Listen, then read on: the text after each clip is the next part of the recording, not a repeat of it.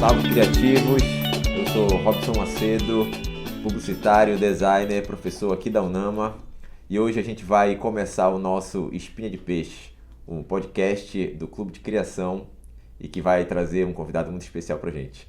Hoje eu estou aqui com o nosso amigo Elias.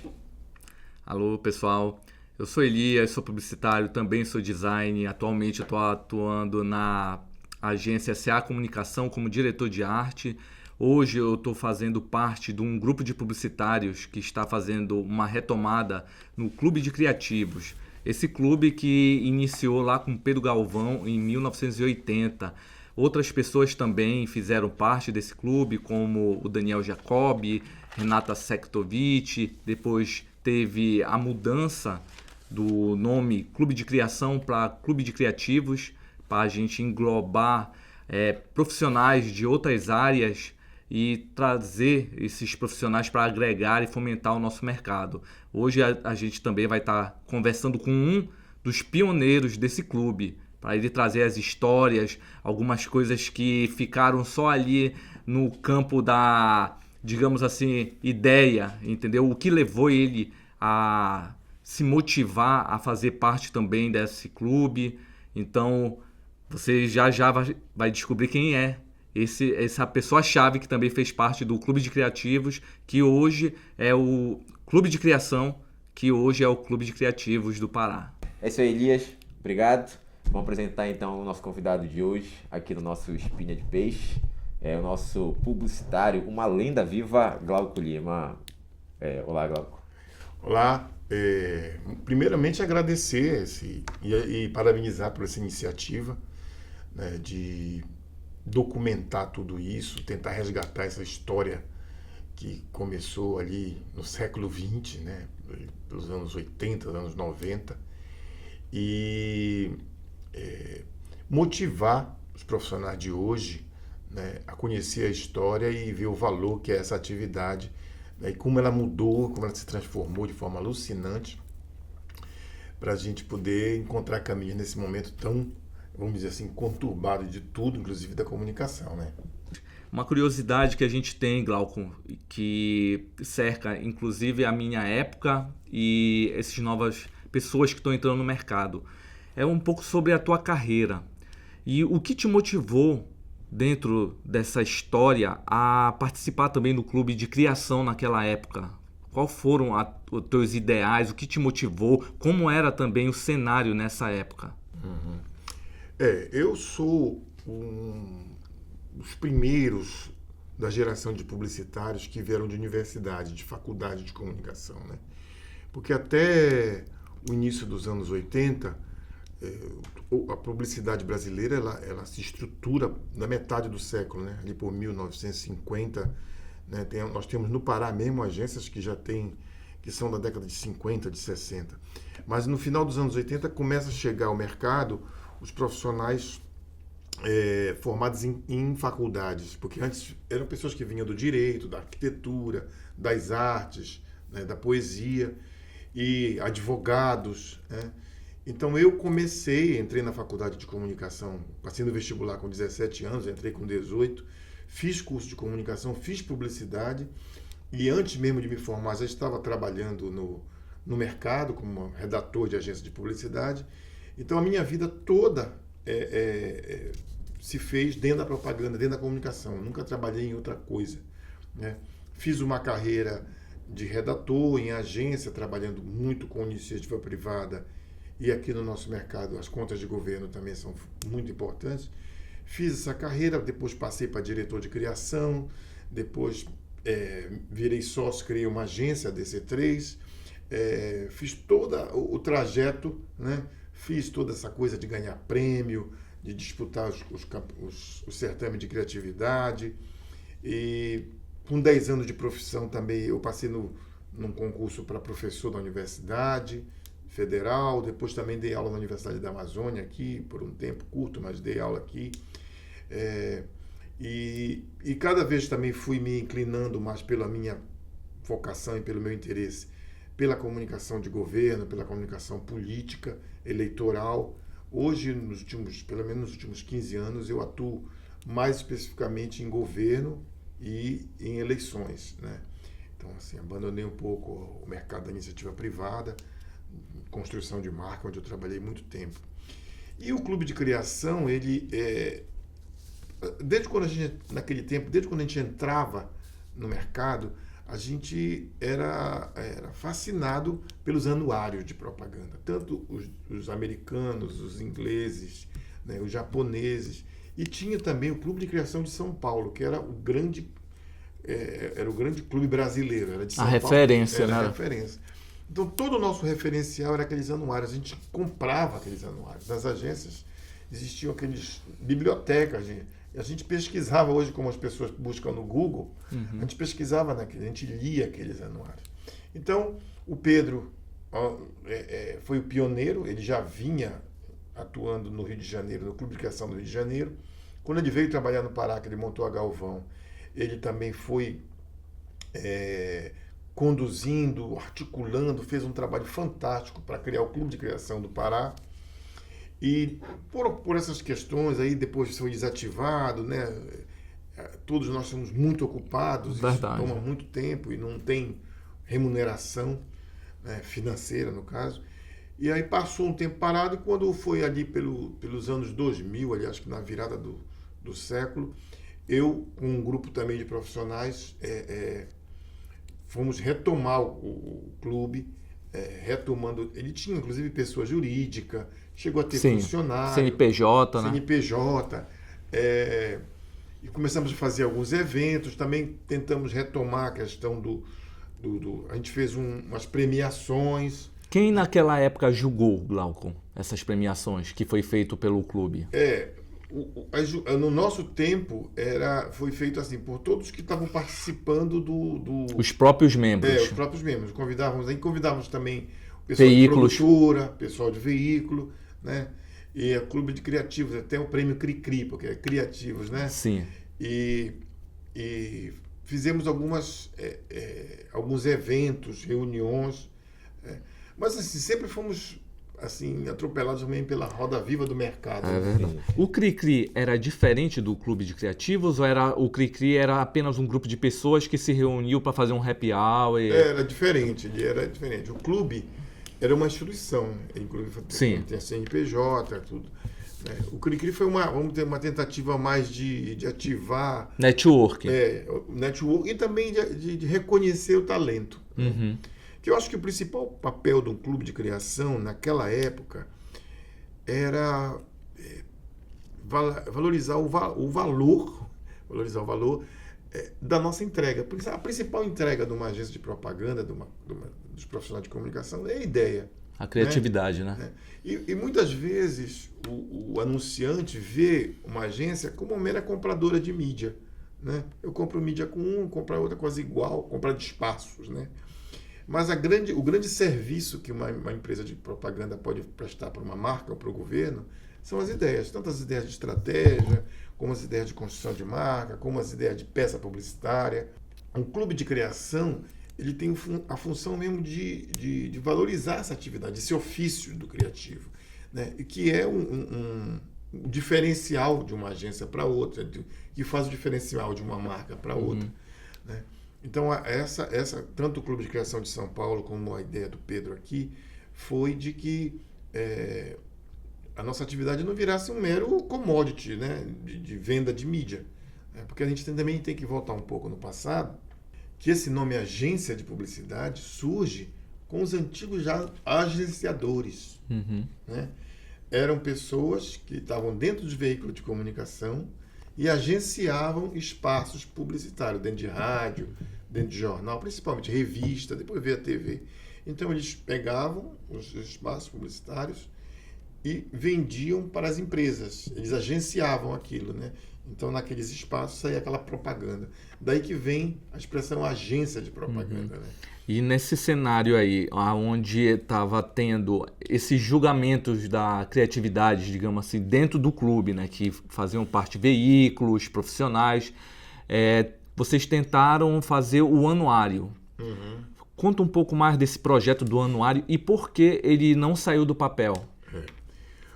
A grande tentativa de anuário foi na primeira iniciativa do Pedro, certo. Né, quando ele criou o clube. E o Pedro, ele... Nesse momento já tinha o projeto gráfico? Não.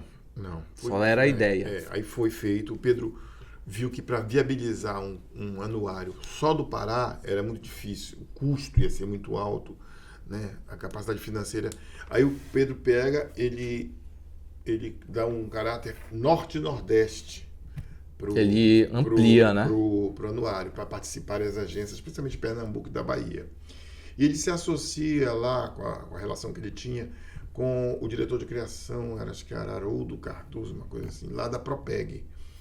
E faz então, agências tanto do Norte, Amazonas, que também, o Amazonas sempre teve uma propaganda relevante, como do Nordeste, escrevem, pagam as inscrições, se contratam os julgadores, né?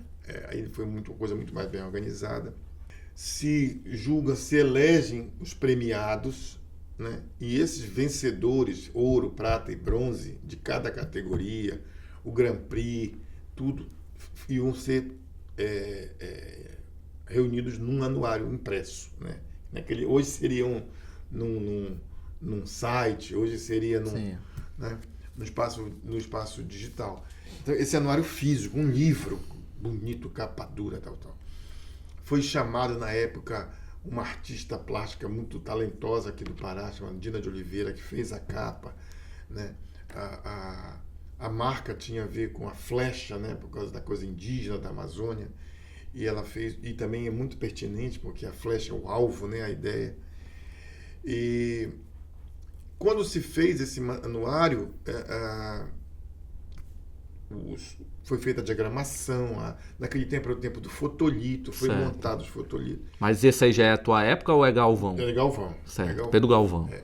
Como a força econômica estava mais no Nordeste, os fotolitos seriam enviados para lá, porque lá eles conseguiram anunciantes, patrocinadores que iam bancar a impressão. Né? Porque esse anuário ele é impresso uma quantidade, vamos dizer, você faz 10 mil, você consegue vender 2, 3 mil, e o resto fica para documentação, bibliotecas, faculdade de comunicação, fica para a história. E nesse inteirinho aí, que foi o grande, essa ida dos fotolitos para a Bahia, não se sabe se extraviou, porque naquele tempo não se transmitia a imagem, era por via aérea, ou transportadora, pela estrada. Até hoje, não sei como é que o pessoal lá da Propeg se perdeu, e não quis assumir. Sabe, tem Essa mesma coisa aconteceu quando tu trouxe o projeto, né, para tua gestão. Aconteceu a mesma coisa. O problema no fotolito. Nós não conseguimos fazer um anuário. Não teve diagramação na tua... Nós avançamos com o Pedro, tá? Entendi. Então a história do fotolito que todo mundo comenta no mercado foi na gestão Pedro Galvão. Foi Pedro Galvão. Entendi. Pedro Galvão. E aí o anuário nunca saiu, seria um documento fantástico de uma época, né? Da inteligência publicitária, da criação publicitária no Norte e Nordeste, nunca saiu. E acabou nunca saindo, porque na verdade, se eu não me engano, além de São Paulo, só o Rio de Janeiro conseguiu fazer um anuário. Tenho até que pesquisar sobre isso. Porque, em função da dificuldade, né? Os custos de tudo isso... Os jurados vinham com passagens e hospedagens, vinham de outros lugares, vinham de São Paulo, do Rio Grande do Sul, né, dos grandes centros de publicidade. Então, existia todo um custo para ser financiado, não era só a impressão. Então, nós também não conseguimos fazer, E depois veio, de 2010 para cá, a transição toda, que mudou a propaganda, mudou o nosso negócio, a nossa atividade. Transição que tu diz é o do analógico para o digital, né?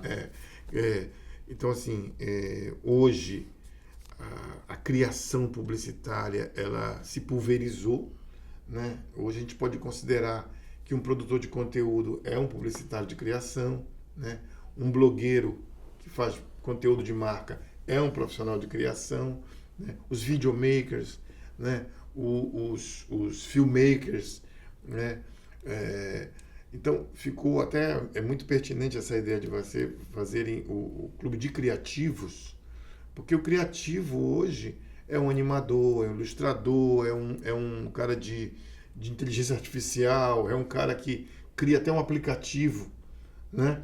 Então, assim, se ampliou muito o conceito. No nosso tempo, a criação estava restrita à chamada mídia offline, né? TV, rádio, o jornal, a revista e o out of home, que é a propaganda de outdoor, de placa. Né?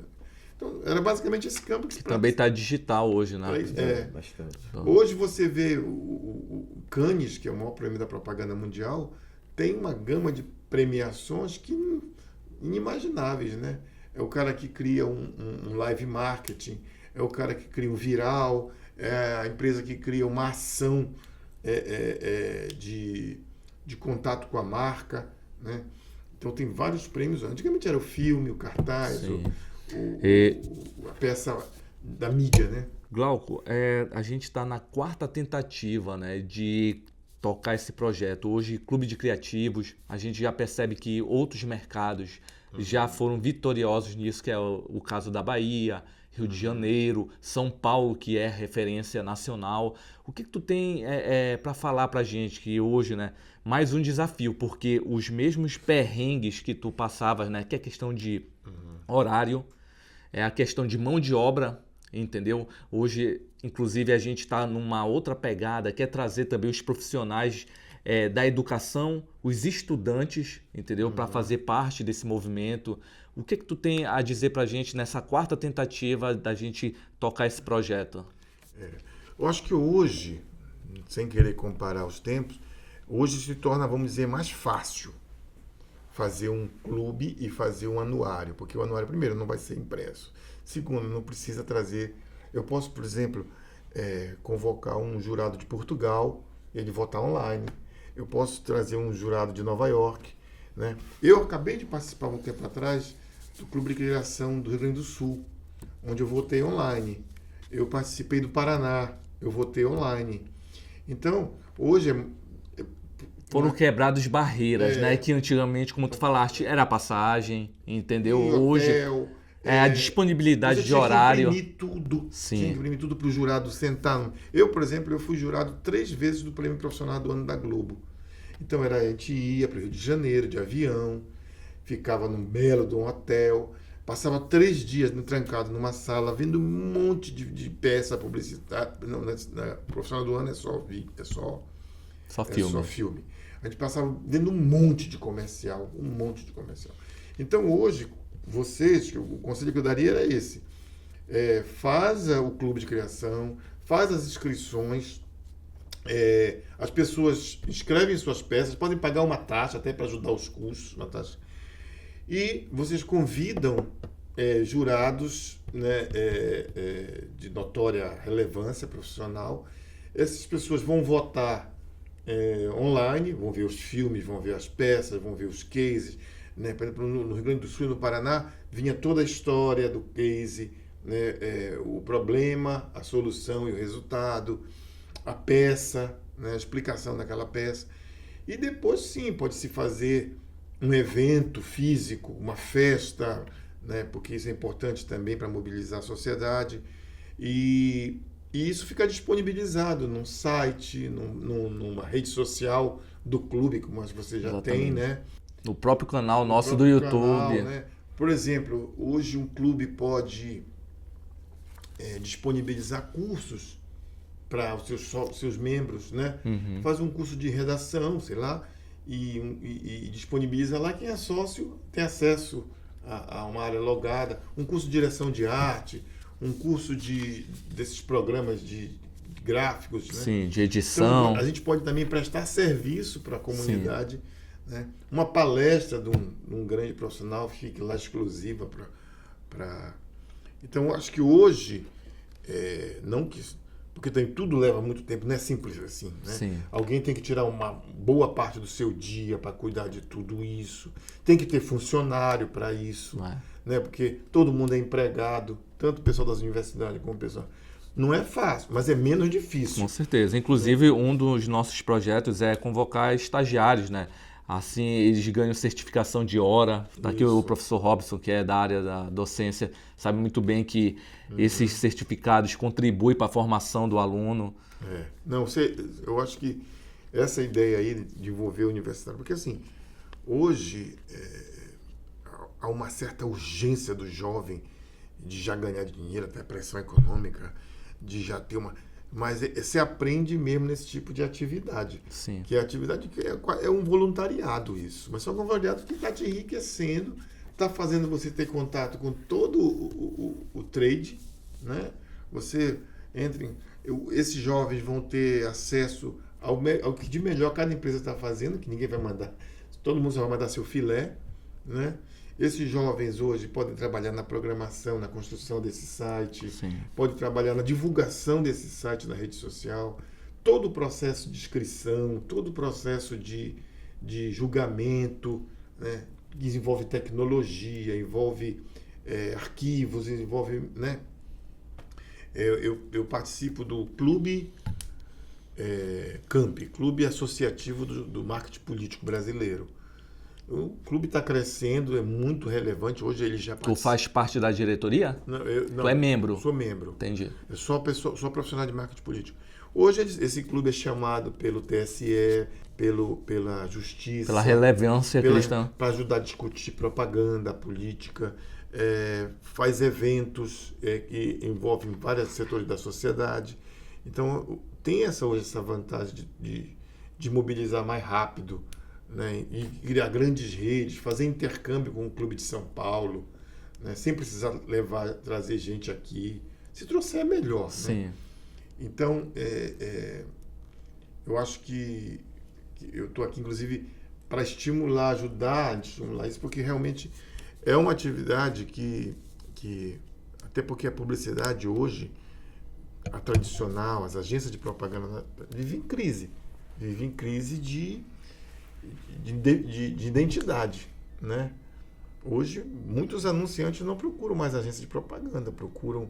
O influenciador. Agência de influencer, né? Procuram empresas como, por exemplo, Testmade, que produz conteúdo inclusive marca. Inclusive nas estratégias mesmo do mercado de São Paulo, eles já fazem isso, né? No planejamento deles de mídia. A gente já vai inserir ali o influenciador, já faz parte. Não, e outra coisa, né, também, não... Para muitos setores da economia, como o setor de consumo de massa, a TV e o rádio não podem deixar de ser importantes, né? Sim. Por exemplo, uma grande rede de supermercado ela não pode deixar de fazer TV. Com certeza. Né? Mas tem uma série de anunciantes que hoje fazem muita comunicação que antes não faziam, porque eram muito nichados. Né? Você vê lá, por exemplo, um fabricante de equipamento de exames de imagem para a medicina. Né? Ele não anunciava na TV e no rádio. Hoje ele tem toda uma estratégia para falar com médicos, para falar com quem compra isso, conteúdo para isso, né? Uma rede de relacionamento dentro do digital. Né? Então, assim, é outro tipo de criação, é outro tipo de peça publicitária no sentido da venda. Né? Então, se multiplicou isso de uma forma gigantesca. Então, acho que se tem uma hora boa agora para recriar o clube, é boa mesmo nesse momento. Né? Beleza. Falando dessas mudanças, Glauco, a gente quer trazer agora um pouco sobre a tua formação, como é que foi, tu foste publicitário que veio da universidade, né? A primeira geração que veio disso, e a gente percebe que essa geração já tinha uma questão de planejamento muito grande sobre a sua própria vida, né? Não caiu de paraquedas, não estava lá fazendo de forma aleatória, tinha uma consciência. E aí isso gerou, na tua geração, em ti especificamente, uma vivência muito legal no mundo da publicidade. Então tu foste trabalhar Nordeste, né? Eixo Rio-São Paulo, conheceu isso. E aí, o que é mais legal, assim, que é uma história viva, porque a nossa geração, né, a tua, a nossa, a gente é testemunha de uma mudança, não só da comunicação, da vida, né, então como é que foi essa vivência na publicidade e como é que isso mudou o mercado, como é que trouxe para ti questões de pessoas próximas que estavam nesse mercado, como é que foi essa vivência nesse mercado?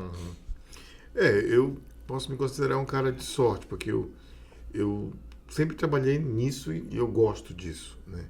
Então, assim, primeiro que a universidade pública, o vestibular, para um garoto como eu, que não tinha acesso a nada, né? Vinha de uma condição de muita pobreza, ela te abriu portas, realmente o que abriu porta para mim no mercado de trabalho foi a Universidade Federal, né? Lá eu pude mostrar o meu valor, fui percebido e fui também aprendendo muita coisa. Então eu vim dessa formação, tive também sorte de conseguir logo trabalhar em agência de propaganda na minha atividade mesmo, como redator, fui trabalhando como redator. Aí você vai, e nesse tempo, esse papel do criativo era muito valorizado, né? Era meio como um jogador de futebol, né? Começou a se destacar, recebia proposta. Começou a se destacar, vai melhorando o salário, né? Então eu vim me formei já trabalhando, aí depois recebi proposta, trabalhar em outro estado. A primeira agência que eu fui fora foi o Maranhão. Aí depois recebi proposta, fui para o Ceará, trabalhei no Ceará e Fortaleza. Então, mas era um tempo que as coisas não mudavam muito. Passavam décadas sem se mudar.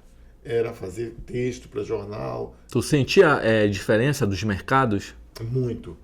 Isso é importante essa pergunta, porque assim, o mercado norte é o mercado mais difícil de se trabalhar com propaganda, porque a propaganda ela é um fruto da competição de mercado.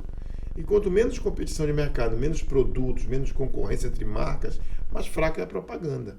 Então aqui era o menor, tanto que Belém nunca teve uma filial de uma agência nacional ou internacional. Verdade. Né?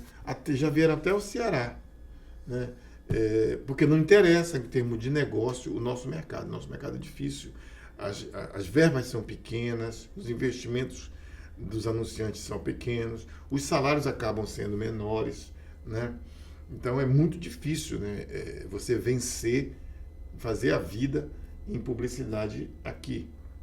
Esse é um aspecto financeiro. E na parte criativa, tu também percebia esse mercado? Sim. Essa mudança, na verdade, tu ia lá pro Maranhão, aí tu, aqui eu posso usar mais.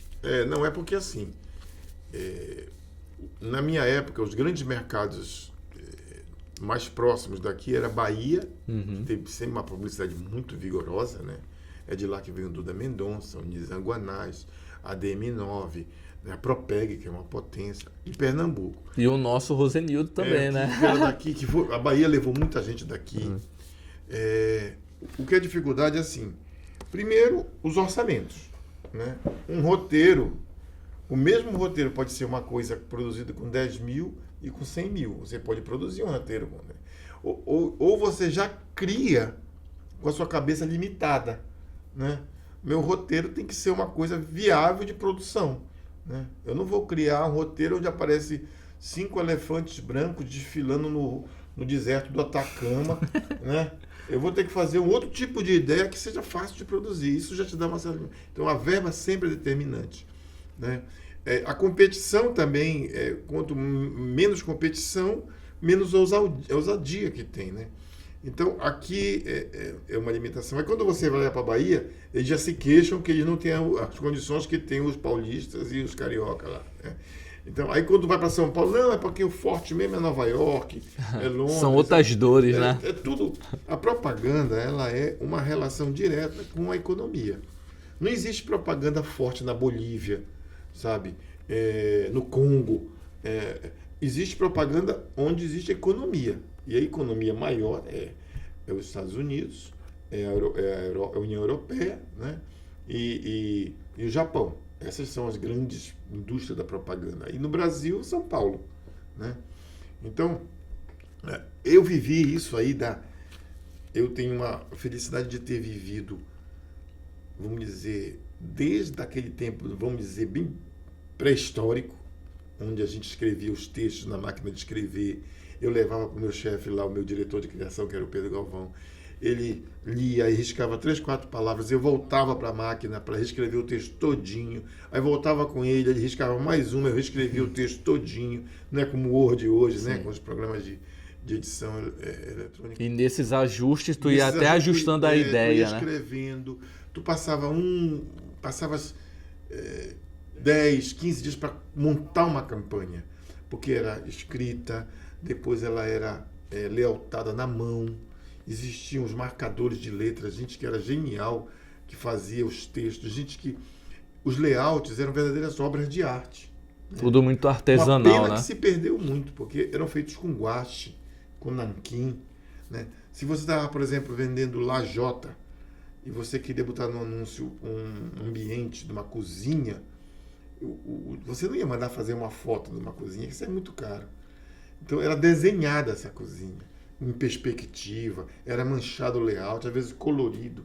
Então aquilo ali ficava uma verdadeira obra. Os textos eram feitos na mão, o título, né? Levava para o cliente, levava o texto datilografado noutra folha. Fora a cola, né? Que Aí depois aprovava, ia fazer a fotocomposição. A maioria das agências não tinha isso dentro das suas agências, eram feitos nos jornais. Aí depois vinha os títulos e os textos compostos, tinha o arte finalista, tinha o pestap, aí tinha a cola benzina, que era para colar aquilo. Aí o cara trabalhava com aquilo, o cheiro nas agências era de cola, né? Era daquela cola de sapateiro, né? Sim. A benzina que era para ajustar tudo.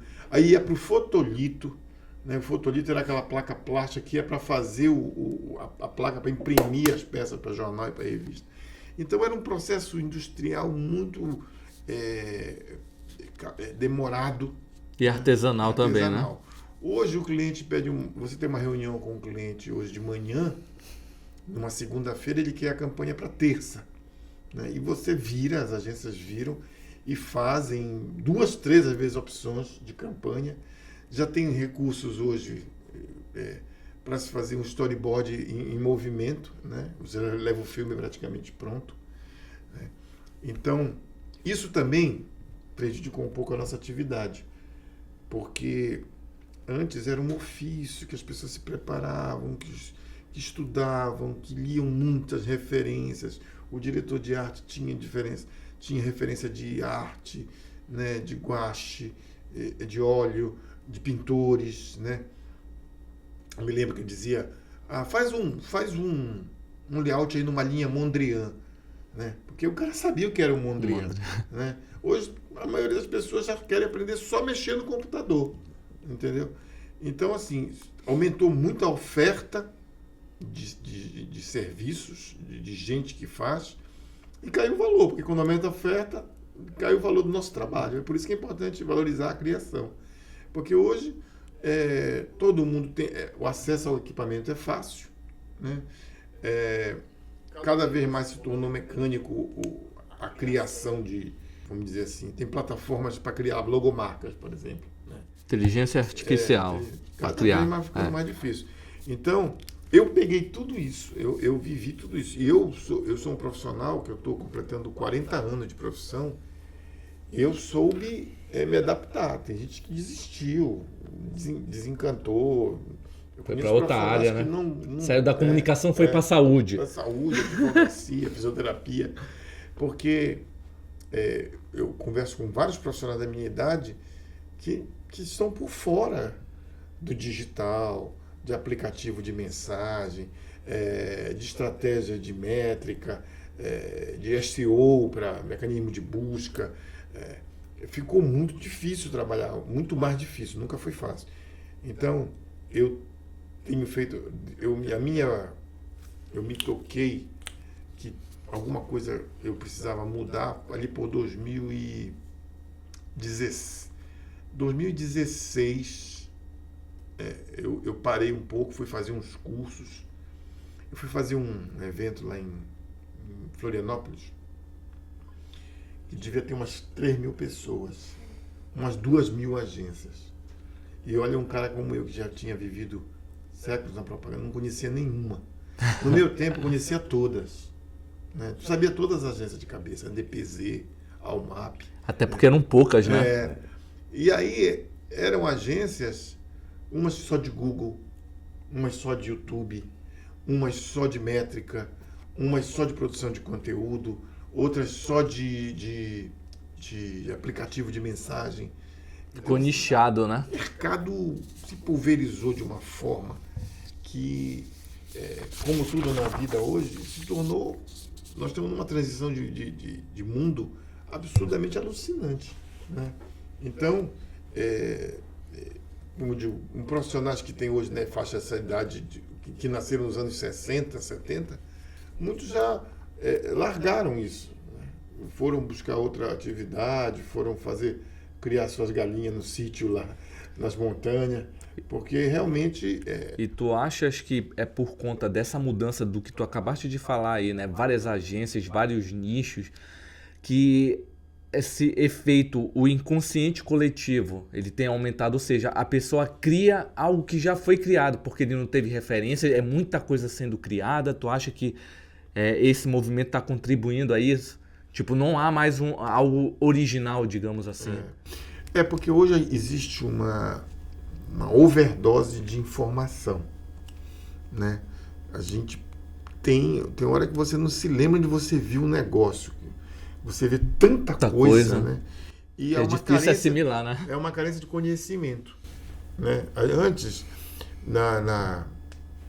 no nosso currículo de universidade, tinha História da Arte, acho que ainda deve ter. Tem História da Arte, tinha essa parte de literatura, língua portuguesa, né? E era um ritmo diferente de estudo, né? Você tinha tempo, as coisas eram... Né? Você podia ir para a biblioteca lá da universidade, ficar folheando aqueles livros de arte, né? Hoje o cara fica passando, né? Então, assim, esse aspecto da referência, porque a criação é muito de referência.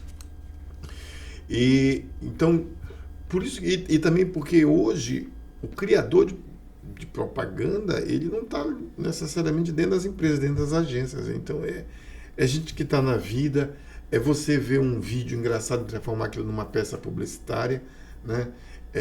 O monopólio da criação se perdeu para nós, né? As produtoras de vídeo foram um setor que sentiu muito, porque elas eram donas da produção, tudo passava pelas produtoras, tinham produtoras que eram verdadeiras potências. Hoje, você pega um garoto com uma câmera e um programa de edição no laptop dele, ele é uma produtora, né? Um cidadão no celular que vai passando e vê uma cena, e vê alguma coisa que posta, né? Vira uma situação que depois as marcas vão se apropriando daquilo, né? Então, essa coisa... O que eu acho que é importante, que é para o estudante de comunicação entender, é que é muito mais interessante ele procurar entender o comportamento humano, entender a vida, do que ele ficar correndo atrás de novidade tecnológica. Porque senão ele nunca vai alcançar, né? É o TikTok, agora é o não sei o quê, agora é a inteligência artificial, agora é o chat GPT. Então, você tem que ter uma visão macro, mas assim, tem que entender o que é a vida, o que é o momento, como é que as pessoas estão consumindo informação, como as pessoas estão consumindo os seus alimentos, o seu divertimento, né? Entender esse mundo é que faz o publicitário criativo mais diferente, porque realmente você pegar hoje os garotos que são feras, né, eles precisam das pessoas que têm visão de mundo, uma visão estratégica de comportamento, de sociedade, de disputa de poderes, né, de transformações humanas que nós estamos tendo da virada desse século para cá. Então, é preciso realmente... Eu acho que é preciso parar de vez em quando para ler um livro, para ver filmes no cinema, né? As pessoas hoje vêem 10 capítulos de uma série no mesmo dia. Então, virou um consumo sem tem o hábito hoje de adiantar, acelerar o vídeo. Acelerar. Quando você acelera um vídeo, você perde fotografia, você perde trilha sonora, você perde luz, né? Então, assim, é o que a gente via muito, né? É uma pressão muito grande. A vida não é fácil hoje para quem está começando. É uma pressão, é uma oferta imensa de mão de obra, né? Hoje, os próprios anunciantes se tornaram protagonistas da propaganda dele. É o caso, por exemplo, do velho da Havan, né? O próprio seu Oscar, que é o dono da maior rede de supermercado do Pará, se torna protagonista porque é um produtor de conteúdo também, né? Então, ali é a cabeça do cara que dita o discurso, a narrativa, né? Então realmente não é fácil. Eu não tiro a agonia de ninguém. Realmente hoje eu digo que não era fácil para a gente também. Para eu entrar no mercado foi muito difícil. Para eu conseguir conversar com um dono de uma agência era quase impossível. Hoje você pode entrar na conta do Instagram, mandar e vai no privado lá do dono da conta dele for aberta, você manda uma carta para ele, né? Manda um vídeo, né? Mostra teu filme para ele, né? Mostra o portfólio. Mostra o portfólio, né?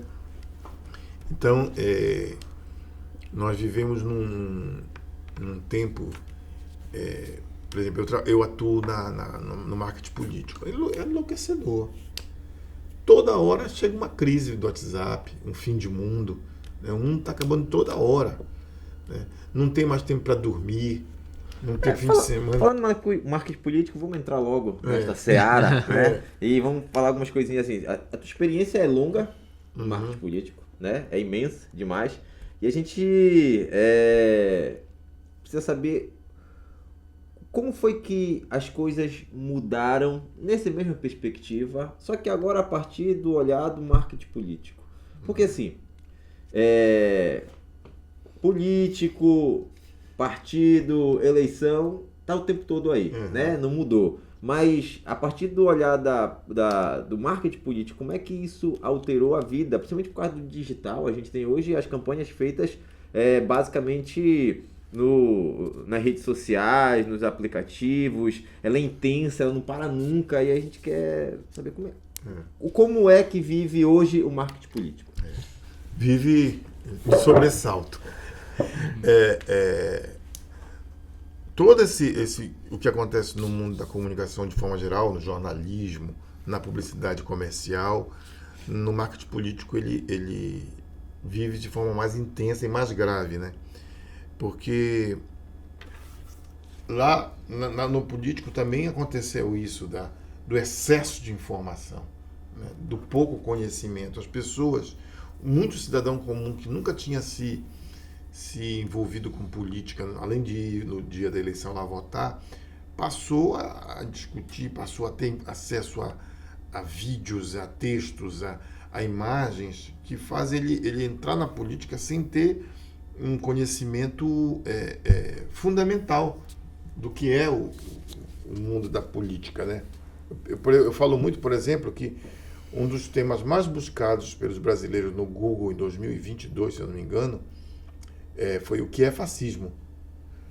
Porque as pessoas veem o debate político ali nas redes sociais, no WhatsApp, um chamando o outro de fascista, e as pessoas que falam isso partem do princípio de que todo mundo sabe o que é fascismo, vamos dizer, um exemplo.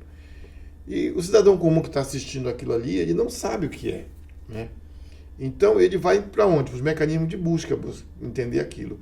E quem produz o conteúdo que ele encontra primeiro vai ser o dono da verdade daquele cara, né? Ele vai ali, existem várias formas de explicar o que é fascismo, o que é capitalismo, o que é comunismo, o que é socialismo, o que é economia de mercado. Então essa alucinação é muito tensa para o mercado. A propaganda política, eleitoral, ela não tem mais períodos de trégua, né? Você ganha uma eleição, no outro dia tem que estar fazendo comunicação se você é governo.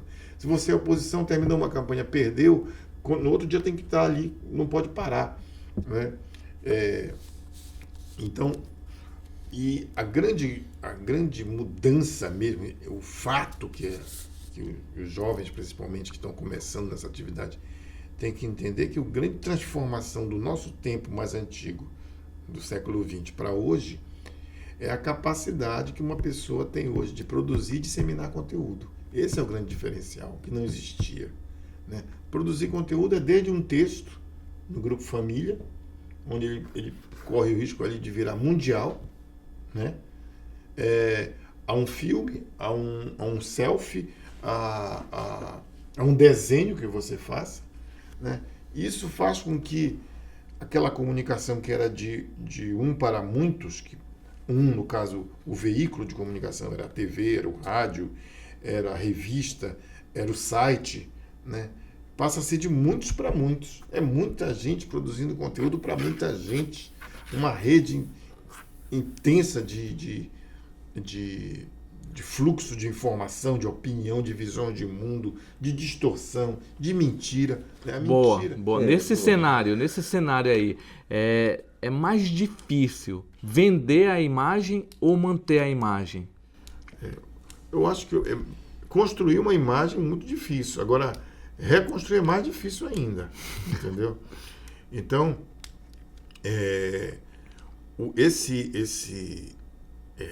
vamos dizer assim, essa possibilidade de você opinar, às vezes, em assuntos que você não tem domínio nenhum, né? Isso você fazia, às vezes, numa mesa de bar, talvez no sofá da sua casa com a sua família, você assistindo o jornal lá. Aí você, não acredito nesse negócio de vacina. Você fazia aquilo ali. Esse negócio de vacina é invenção. Eu não acredito que o homem foi na Lua, né? Porque isso é invenção dos americanos. Isso você dizia ali naquele ciclo. Hoje você diz isso abertamente. Aí aparece outro que já começa... Há quem concorde, né? Aparece quem concorde, aparece quem discorde. Aí já começa a tornar uma correntes, um espaço, né, que unem nichos, né, de visões de mundo que ficavam ali restritos. Ou então o cara ia estudar, né? Será que o homem foi na Lua? Eu vou numa biblioteca pesquisar sobre isso. Né? Hoje não, ele fala que ele acredita, o que ele não acredita, e começa a se disseminar teorias da conspiração, que é uma coisa muito comum hoje em dia, porque elas são baseadas numa mistura de verdades e mentiras, porque tem toda a teoria da conspiração, ela pega fatos e mistura com algumas visões que você quer impor e constrói uma narrativa.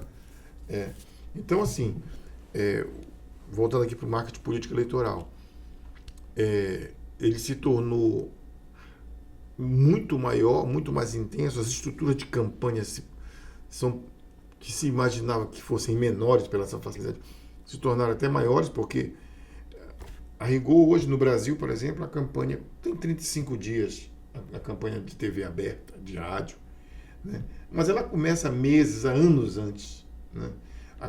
Todo o debate, toda a construção. Você hoje tem que construir audiência, é uma coisa que não existia. Você ficava esperando a hora eleitoral para pegar a audiência da televisão.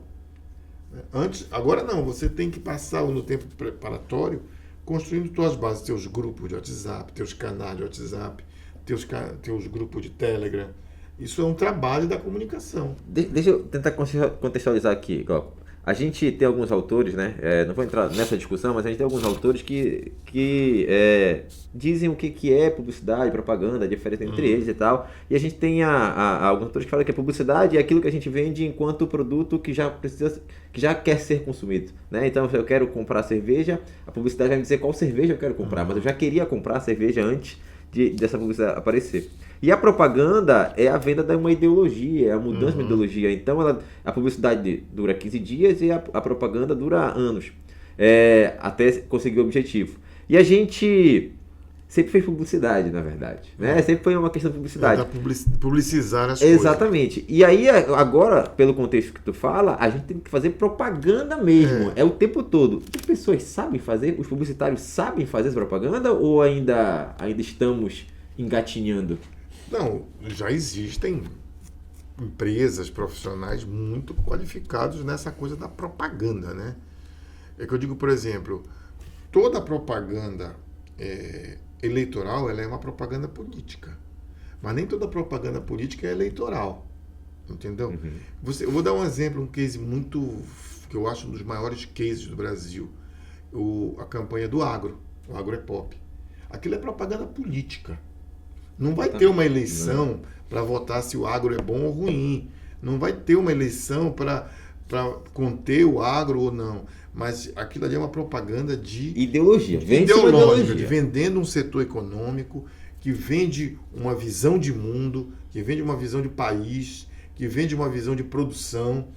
Então, esse é um dos maiores cases de propaganda política, assim, mais conhecidos porque usou a mídia de massa. Então, a propaganda política, ela não tem tempo, ela não é... A eleição é mais uma fase dela, né? Onde ela talvez vai, a última fase. onde ela vai eleger parlamentares ou membros do executivo que representem esse pensamento. Mas o pensamento é construído, né? O pensamento ambiental, o pensamento econômico, o pensamento social, né? de pautas morais da sociedade. Hoje a gente vê setores religiosos influindo cada vez mais na política, fazendo propaganda política do que meramente a publicidade dos propósitos deles, né? Então, existe sim, hoje você pega casos, por exemplo, o Brexit, né, que foi influenciado fortemente por uma estratégia de comunicação política, de propaganda, e depois se tornou eleitoral, mas já vinha se criando todo um ambiente de temor entre a sociedade em relação a permanecer na União Europeia, né? Então pega aquele homem simples do interior da Inglaterra, começa a colocar na cabeça dele que ele vai ser invadido por imigrantes, que a fazenda dele vai encher de turco, né? de árabe e de africano. Isso vai criando. Aí você vem com a campanha eleitoral. Que é para finalizar, que é para dizer agora. Para materializar, em termos de prática política, esses pensamentos. Então, hoje nós temos, as pessoas consomem propaganda política às vezes sem saber. Hoje, muito mais. Sim, sim. Né? O ideal da propaganda, inclusive, é isso, né? Que eu consumo sem saber que eu estou consumindo. Existem canais hoje de conteúdo de extrema direita, de esquerda. Existem vários canais no YouTube de terra plana, né? Porque que defendem a tese com argumento, com vídeos bem feitos, com teorias, né? Existem hoje candidatos nativos do digital. Gente que nunca fez uma atividade de presença social física, né? Vou dar um exemplo aqui, Mamãe Falei. É um candidato que veio do YouTube, né? Que se elegeu a partir do YouTube, com uma frequência grande de conteúdos, com conteúdos longos. E Glauco, tu achas que a direita ela já reconheceu melhor isso que tu estás falando das redes sociais do que a esquerda? Então, isso tem um grande debate também, né? Na minha opinião, é o seguinte, as ideias de direita são mais simples de vender, são mais simplórias. As ideias de esquerda são mais complexas. Então, num ambiente de comunicação, quando nós vivemos raso, de muita coisa, de frequência... Rede social tudo, conteúdo toda hora. Então, deixa eu explicar isso para não parecer uma coisa parcial, mas, por exemplo... a questão ambiental, por exemplo. Então, se eu digo assim, para que demarcar terra para indígenas, com tanta gente passando fome, melhor derrubar essas florestas e plantar soja? É muito mais simples de você vender uma ideia dessa. E tem aderência. Realmente existem pessoas pobres passando fome. Para que deixar um monte de floresta lá em pé, com 5, 10 famílias lá vivendo, num país que precisa produzir tanto alimento? Então é muito mais fácil de eu fazer um discurso, de pegar isso, né? Agora, se eu for explicar que a floresta ajuda a manter os mananciais, as nascentes do rio, que o passarinho influi na minhoca, até eu explicar isso, né? Isso não é de hoje, né? Existe uma frase muito conhecida que enquanto a verdade calça o sapato, a mentira já deu a volta ao mundo, né? Porque é a natureza da informação, né? Da complexidade de, por exemplo, um país como o Brasil, a complexidade social da formação histórica do país, até você fazer um entendimento, é muito mais fácil você simplificar. E para que direito trabalhista com tanta gente desempregada? Né? Não é melhor o cara trabalhar por tempo, sem carteira assinada, sem nada? É mais fácil. E tem verdades nisso, né? A questão é vocês encontrar o caminho. Então, realmente, e se pensa muito que a direita, a extrema-direita principalmente, porque a direita é importante. A direita é importante. Aqui, não estou fazendo uma defesa de uma... A direita é importante na defesa da livre iniciativa, do mercado, da competição entre empresas. Mas o que existe é o perigo da extrema-direita, que está fora da... Né? Como seria perigoso uma extrema-esquerda se existisse, né? A extrema-esquerda no Brasil ela é quase que inexistente em termos de influência. Mas, então, assim, o que é importante Aí se fala muito que essa extrema-direita, extremada, ela é muito mais habilidosa em tecnologia, em redes, na capacidade de usar a tecnologia, de usar as ferramentas. Também, mas assim, na minha opinião, é muito mais uma facilidade de aderência mais simplória às questões do que uma... Né? Por exemplo, o Steve Bannon, ele, que é o mentor do Brexit, do Trump, ele fala abertamente nessas técnicas, nessas abordagens, né, do uso da fake news para construir apatia, desencanto, e você, a partir disso, entrar com suas teses políticas, sociais. Né? Então, assim, você vê o próprio Brexit, depois teve investigações na Inglaterra, teve questão. O Brexit mudou o Facebook, né? Porque a API era aberta, né? E hoje tem uma restrição muito grande. Imagina a quantidade de informação sobre o comportamento humano que nos foi tirado do Facebook para se usar no Brexit, na campanha do Brexit. Depois dessa campanha, tiveram lá, o Congresso lá da Inglaterra fez audiências, fez questionamento, e essas plataformas têm sido obrigadas a mudar as políticas dela, né, de acesso. Hoje você trabalha com marketing digital, você não tem acesso aos dados do Facebook, do Instagram, são limitados. Sim, né? São próprios. Mas eram mais abertos antes. Né? Então você tinha, pela quantidade de likes e de uma pessoa, saber se ela tinha medo, se ela tinha coragem, se ela era conservadora, né? Eles tinham um refinamento dessas informações, foi fundamental para fazer a campanha.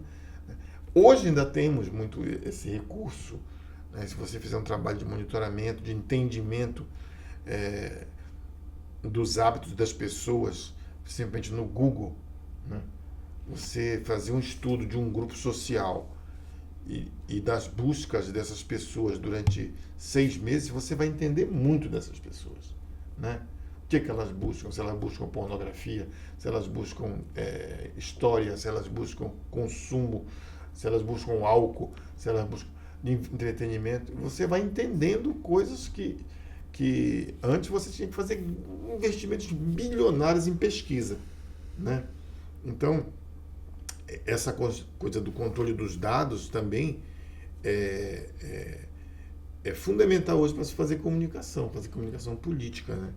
Então, hoje nós temos investigação quantitativa, investigação qualitativa e temos investigações do digital, né? Você entender, por exemplo, o que as pessoas mais buscam no Google em Belém do Pará nos últimos 2 anos, com ferramentas mais aprofundadas, você vai ter dados políticos e sociais incríveis para refinar o seu discurso, né? Então, é um mundo realmente hoje que o domínio da tecnologia é importante, mas eu acho que... E esse debate é muito importante, porque tem essa sensação de que a esquerda, o pensamento social-democrata, o centro democrático, ficou para trás. E essa extrema-direita avançou, que são os grandes hackers. Se adaptou melhor, né? São os hackers, são os caras que sabem mobilizar grandes fatias da sociedade, né? Mas é porque realmente o apelo é mais fácil. O apelo é mais fácil de... E Glauco, a gente passou aí por uma coisa bem dramática mundialmente, né? Que foi a pandemia. E essa pandemia, ela simplesmente avançou a parte digital, impactando mais nas gerações atuais, principalmente a geração Z, onde eles observam que eu não quero mais ter um trabalho onde eu fique 8 horas por dia. Hoje já existe EAD, entendeu? O próprio ensino também sofreu esse impacto. E eu queria saber contigo, o que tu pode estar comentando pra gente nessa questão da pandemia e avanço que as novas gerações passaram. Eu lembro que teve durante a pandemia teve muito debate de que as pessoas iam sair diferente da pandemia, né? Se acreditava que as pessoas iam sair mais solidárias, mais humanas, mais preocupadas com o convívio social, porque teve toda essa ameaça sobre a humanidade. E parece que não aconteceu isso, né? E tanto que eu acho que o negacionismo até cresceu mais, né? O Brasil é um país que tinha uma cobertura vacinal quase de 100% e hoje caiu para índices alarmantes, né? Doenças que estavam controladas, né? Então, nesses aspectos, realmente, eu acho que teve muita coisa que andou para trás. Sim. Né? Mas, assim, no nosso campo, eu acho que o grande fato foi o trabalho remoto, né? Que se permitiu hoje você levar uma vida mista, tanto que lá em São Paulo, por exemplo, onde eu vivo, tem gente que foi morar em cidades a 100, 200 quilômetros de São Paulo, te permite 1 ou 2 vezes por semana lá em São Paulo, e o resto do trabalho é tudo online. Então, o trabalho remoto foi, acho que no nosso, simplificando aqui para o nosso campo, foi a grande descoberta, tanto que plataformas como o Zoom, Google Meet e outras cresceram, a gente nem tinha conhecimento, né? Hoje elas oferecem uma série de recursos para reuniões, né? Apresentação, textos, notas, é quase como estar ao vivo. Tem um dado importante, por exemplo, o metrô de São Paulo sentiu isso. Algumas estações do metrô em São Paulo tiveram uma queda de receita muito acentuada depois da pandemia. Porque era muita gente ali, mais de classe média, Vila Madalena, ali, tiveram queda. Por quê?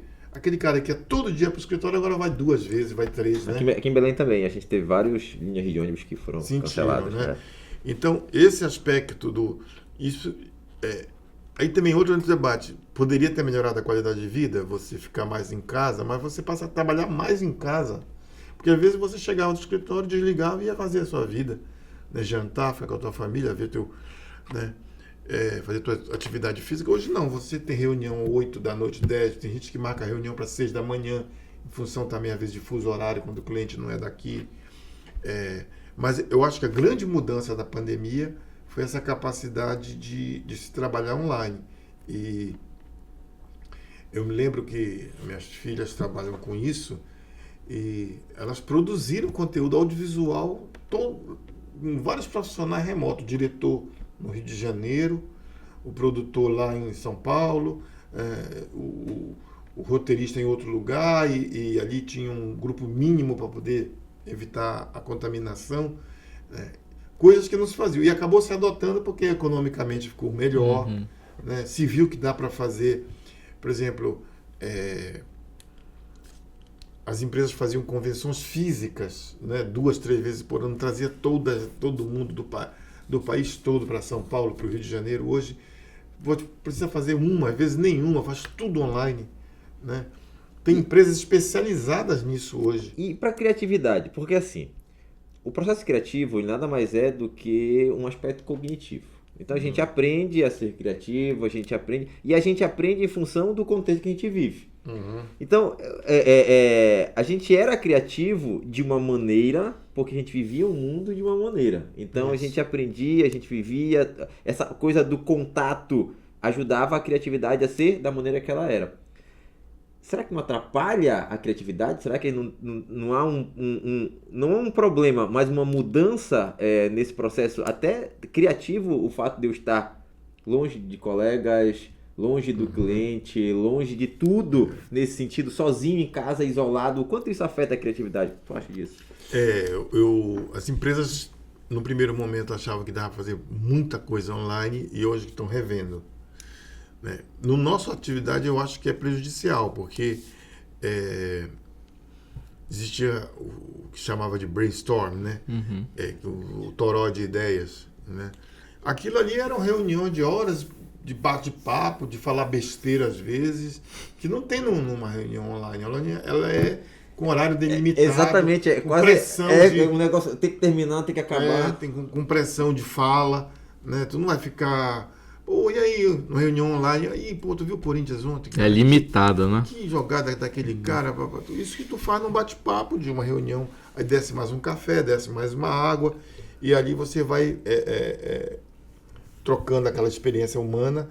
E então nisso prejudica realmente a criação. A criação, aquelas reuniões de criação, onde você analisava os briefings, estudava o caso dos adversários, dos concorrentes. Isso aí realmente é mais difícil numa reunião, porque uma reunião online, elas são muito mais reuniões práticas. Parece um relatório, né? Meio relatório. De missões. Exatamente. Definição de missão, definição de apresentação de resultado, definição de metas ali. Então, até o cantinho do café, o corredor, o elevador, né? Você sair do trabalho e ir para um boteco, né? Tomar uma e bater papo ainda do trabalho, né? Isso se mostrou que na nossa atividade é muito importante, é muito necessário, né? Então, assim, muitas empresas hoje estão revendo essa questão do isolamento, né? O cara está ali, por exemplo, designer, né? Tem muitos hoje que trabalham online, que acham que em tese não precisaria, tá? Porque ele está ali fazendo arte, Exatamente. fazendo, né? Mas se ele não tem ali um entendimento do contexto do que ele está É um envolvido. processo mental.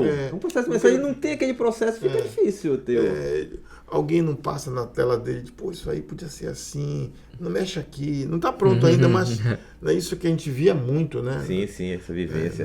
Eu fui diretor de criação, eu ficava rodando. Flanelinha de layout. Flanelinha de layout. Aí o cara dizia, mas está pronto? Não está. Mas assim, você já tinha uma...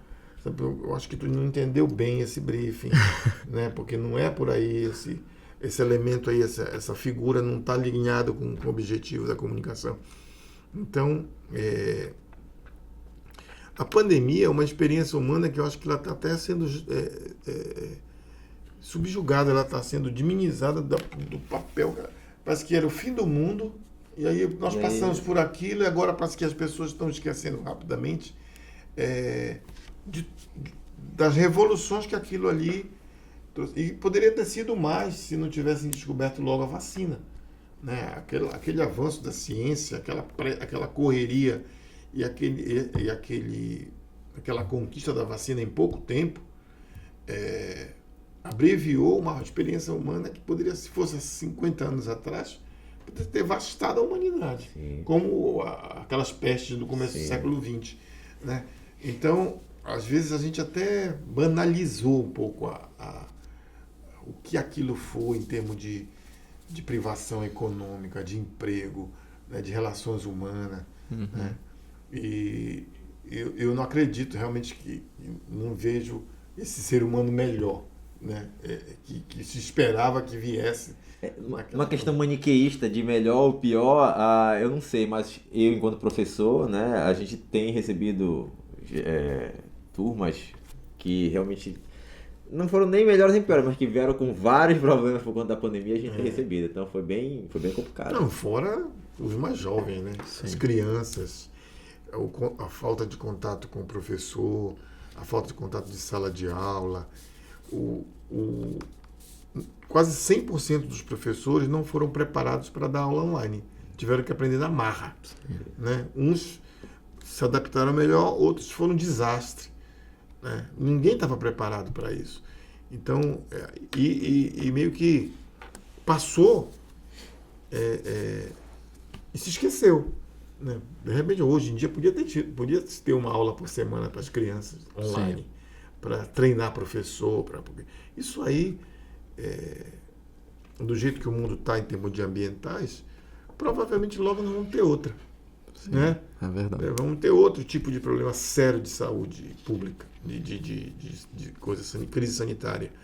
Porque não é pessimismo, é realismo, né? Da forma como nós estamos consumindo, como nós estamos avançando sobre a natureza, vai ter outra e a gente vai ter que estar preparado para isso, porque é só o salve-se quem puder na hora. E depois tem o aproveitamento político-eleitoral de tudo, né? Da forma como é feita a luta política. Glauco, agora entrando num papo mais leve, né? mudando aí o cenário do Salve-se Quem Puder.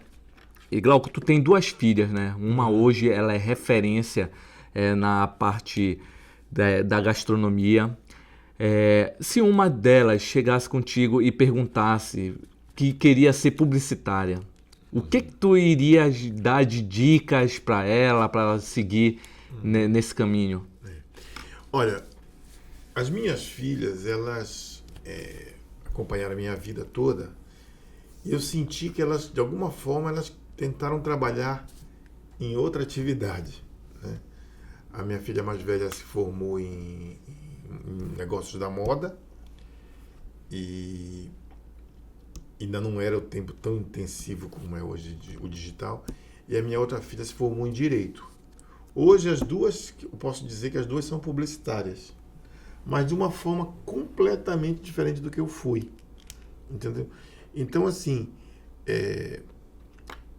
eu não as desencorajaria a ser publicitária, só que hoje, até mesmo eu, um cara que estou no calor, eu não tenho o domínio da atividade do mundo que elas vivem hoje. Então, a minha filha mais velha, ela é publicitária, ela é produtora de conteúdo, por circunstância também, porque participou do MasterChef. Ela tem uma relação diferente com as marcas do que a gente tinha. Ela lidar com agências que não são as agências de propaganda. Ela participa de podcast, videocast, de outras plataformas, né? Ela produz o conteúdo dela a partir de uma orientação da marca, né? Então, é propaganda, né? É atividade publicitária, é um negócio publicitário. Mas é totalmente diferente do que eu vivi. Da forma Mas mesmo assim vocês trocam figurinhas? Trocam muita figurinha, porque eu atuo assim, procurei me adaptar a esses novos tempos, troco ideia com ela, a gente já fez algumas coisas até juntos, né? Às vezes eu dou palpite que não tem nada a ver, né? Porque já tá... Não, pai, não é isso aí, entendeu? A gente pensa em ideias de produtos também, né? A minha outra filha ela largou o direito total, estava fazendo uma carreira boa, abandonou o direito e foi fazer esse mundo do audiovisual. E hoje, como elas vivem em São Paulo, nós vivemos aqui em São Paulo, tem uma série de negócios que não existem aqui para o nosso mercado. Só existe praticamente em São Paulo, no Brasil, né? Então, assim, tem uma indústria de EAD muito forte em São Paulo, né? De produção de conteúdo, que cria um mercado de trabalho enorme para editores, roteiristas, né?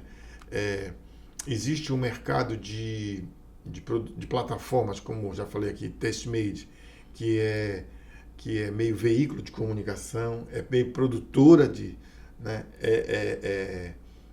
Consultoria para marcas, né?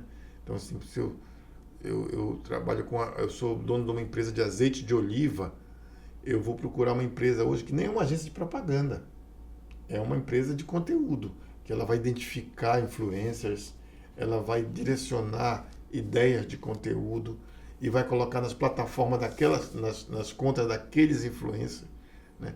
Eu vou usar a audiência deles.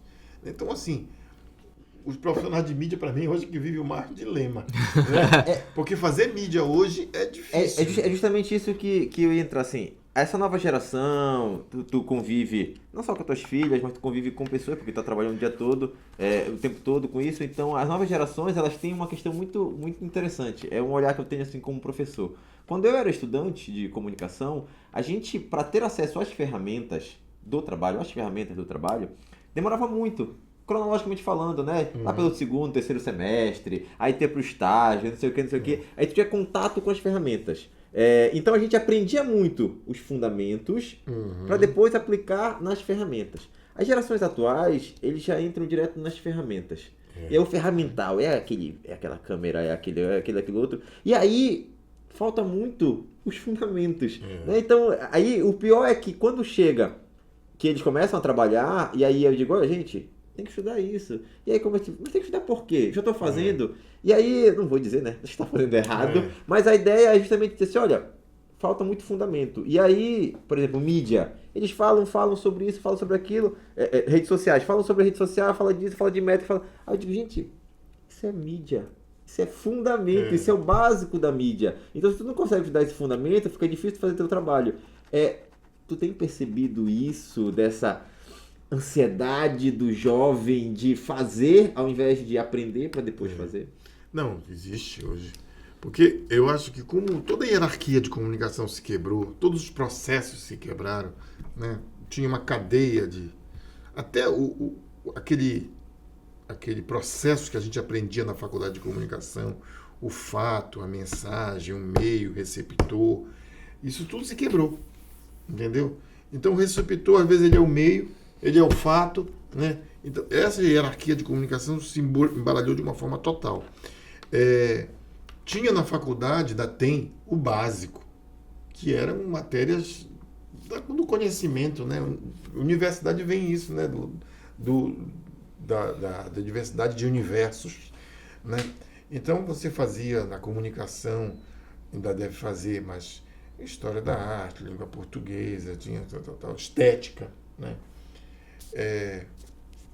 Mas hoje, quando você pega um garoto de 18, 19 anos para fazer um básico, ele já está editando no celular dele, ele já está produzindo conteúdo, ele já está escrevendo lá o que ele bem entender, né? Ele não tem mais tempo de ver um filme, de ler um livro, de olhar uma revista antiga, né? Ele não vai numa biblioteca, talvez nunca tenha ido, uma biblioteca física, né? Então ele tem uma ansiedade que é normal desses nossos tempos, né? E a gente também já vive isso, eu vivo isso, por exemplo.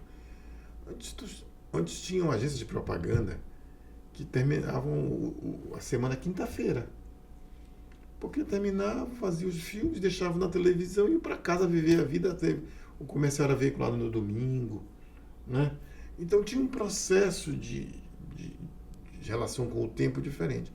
Hoje eu estou num case, num problema, eu já quero que à noite já tenha alguma coisa postada, sabe? Eu acho que a gente acha que o mundo alguém vai ultrapassar a gente se a gente não tiver uma pressa de botar um site no ar, de colocar um canal de YouTube, de postar não sei quantos vídeos lá, de fez uma situação, já quer fazer um material para... Né? Nós mesmos estamos contaminados porque essa instantaneidade louca, né? Então, isso está influenciando todo Você vê, por exemplo, as marcas, hoje elas têm ainda a comunicação tradicional delas, o filme de TV, com seu plano de mídia na Globo, no SBT, né? No cartaz da rua. E elas têm também a tentativa de parecerem espontâneas com uma rede social. Então há uma confusão grande de linguagens, às vezes, né? De vez em quando a gente vê campanhas até que são tiradas do ar, de grandes marcas. De tanta pressa que teve, que nem se aprovou. Nem se aprovou. E assim, condenadas. Antigamente tinha pré-teste, né? Você fazia um filme, testava para depois botar no ar. Então hoje o teste é quando ele cai na rede social, as pessoas ou elogiam ou cai de malho nele. Aí aconteceu agora, acho que foi, não sei se foi Burger King ou que fez uma campanha com um ator pornô. Burger King, né? E ela foi condenada quase unanimemente nas redes sociais, no tribunal da... Foi cancelada. Foi cancelada, né? Existe o tribunal das redes sociais, existe o cancelamento. Então, assim, a precipitação, achando que aquela gracinha tudo vale. Hoje inverteu tanto que não tem pré-teste. Hoje o cara já coloca antes de terminar a edição e já tá no ar no story, já tem um pedaço do filme, não tá nem terminado, a campanha já tá no ar. A gente ficava, às vezes passava a madrugada toda editando, tirando pulo de edição, chamava não sei o que, backdrop, não sei o que, aí o editor sofria. Hoje o charme é ter o pulo de edição, é ter o chiado, é ter o o esforço para parecer natural, né? É um mundo em transição. Eu acho que talvez a transição nunca mais pare, né? Nunca vai ter mais paz, não vai mais existir paz, não vai mais existir estabilidade, não vai mais existir rotina, sabe? Tudo é filmado, tudo é filmado. A quantidade de câmeras hoje colocadas mesmo na O cara vai pro show, não curte nem o show, ele quer filmar. Você hoje tu pega um assalto na periferia de Altamira, na periferia de, sei lá, de Xinguara, tu tem imagem daquilo, porque todas as portas têm câmera, né? Aquele negócio dos seus 15 segundos, 15 minutos de fama, né? Hoje todo mundo é famoso, porque tá todo mundo, o controle é imenso. É até um exercício que eu faço, e até recomendo para todo mundo fazer, assim, ao andar na rua, não andar simplesmente, mas andar olhando para as câmeras. Se vocês prestarem atenção do trajeto de casa para o trabalho, o número de câmeras que te filmam o dia todo é absurdo, é absurdo. Você vê, por exemplo, a gente está falando aqui de futebol, você vê, por exemplo, um jogador com o Neymar, ele já nasceu numa geração que ele sabe que quando ele está aquecendo, tem 50 câmeras em cima dele, mandando para o mundo tudo que ele fizer. Então ele já sabe o que ele faz ali. Ele não é mais natural, né? Então ele já ajeita o negocinho dele aqui, ele já puxa o meião para parecer melhor a marca da Nike. Ele já tem... Ele é condicionado, isso é uma mudança de comportamento, né? Quando ele cai, o jogador... Ele já sabe que vão ter 50 câmeras pegando ele, rolando de lado, de frente, de baixo. Deve capaz de ter câmera até embaixo da grama, né? Sim. Então, outro exemplo veio na cabeça aqui. A transmissão ao vivo das sessões do Poder Judiciário, né? Que é uma coisa que eu acho muito questionável, porque ali, todo ser humano que age de uma forma com uma câmera e age de outra forma quando a câmera está desligada. Não é mesmo que quando desligarmos essa câmera, vamos ter uma outra postura. Postura corporal, postura de fala, tudo. De tudo. Se apagar a luz, a gente desliga as luzes. Então, imagina você discutindo questões judiciais, questões jurídicas profundas, sabendo que ali está qualquer pessoa pode estar assistindo ao vivo aquilo ali. Vai ter o jogo de cena, vai ter o proselitismo, vai ter a frase de efeito para lacrar no outro dia daqui a pouco na rede social, né? Então o advogado já vai para ali sabendo que se ele disser uma coisa rasa, que não tenha nada a ver com... pode virar um meme forte. Então isso mudou todo o comportamento humano, muda toda a liturgia das coisas, né? Então pouca coisa hoje não é transmitida, não é registrada, né? Isso mexe com toda uma postura humana. Então, imagina na publicidade, onde há uma necessidade de chamar atenção, de reter, né? Hoje é um drama nosso, né? Retenção, né? Só tem 10 segundos o cara da métrica chega com a gente, olha, pelo número aqui, só estamos conseguindo reter com 7 segundos. Faz alguma coisa para dar todo o recado em 7 segundos. O resto tudo é enchimento de linguiça. Né? Aí o cara, 7 segundos para dizer que... É por isso que fica raso. Sim. Tu imagina você discutir uma cidade nesse ambiente. Né? Discutir orçamento, discutir trânsito, discutir vacina, discutir... controle de natalidade, desconstruir. Discutir. Sim, discutir. Porque em 7 segundos eu só aviso. Num ambiente desse, né? Aí o cara começa logo dizendo bandido bom e bandido morto. Pronto, ele já deu o recado. Deu só metade, tem mais metade vai falar mais alguma coisa. Já lacrou ali e o resto, tudo que vier é lucro para ele, entendeu? Então ele vai botar na rede dele aquilo, olha, fui lá e dei minha posição. Aí você vai discutir a sociedade, negócio de exclusão, negócio de miséria, oportunidade em escola, desnutrição na primeira infância. Por que tu vai discutir primeira infância em campanha eleitoral, sabe? Hoje eu tenho já um sentimento de sair disso, sabe? Já dei minha contribuição, já trabalhei, já vivi, ganhei meu dinheiro, mas eu queria atuar numa coisa mais educativa, numa coisa mais em instituições de universidade, em conteúdos mais elucidativos, em canais onde a gente possa lutar por mais espaço para o debate político, sabe? Eu acho que é importantíssimo, na minha visão, atuar pelo aprofundamento. Já que todo mundo está interessado por política, então vamos aprofundar. Vamos aumentar o tempo das campanhas, vamos fazer eleições em períodos diferentes, porque a pessoa tem que sair todo ano para votar, mas não é isso que tu quer. Então vamos deixar de prefeito para um ano. Isso aqui é uma ideia. Vamos deixar de prefeito para um ano, de vereador para o outro, de deputado para o outro, de presidente. Cada um é um debate diferente, muito complexo, né? Porque se tu quer mesmo participar da sociedade, tu tem que tirar um pouco do teu tempo para a vida coletiva, né? Senão vai ficar sempre essa superficialidade, a distorção de um lado e de outro, né? Porque não é só... a esquerda também distorce, às vezes, para poder estar no debate, a direita distorce, e aí já vem essa ultra extrema direita que distorce a zorra toda, que demoniza a política, né? Que diz que democracia é coisa de maluco para enrolar o povo, né? Não é um tempo de conclusões fáceis, né? De fórmulas, né? De dizer assim, não, eu tenho controle disso, eu tenho domínio disso. É muito difícil viver hoje em dia, em todos os aspectos, né?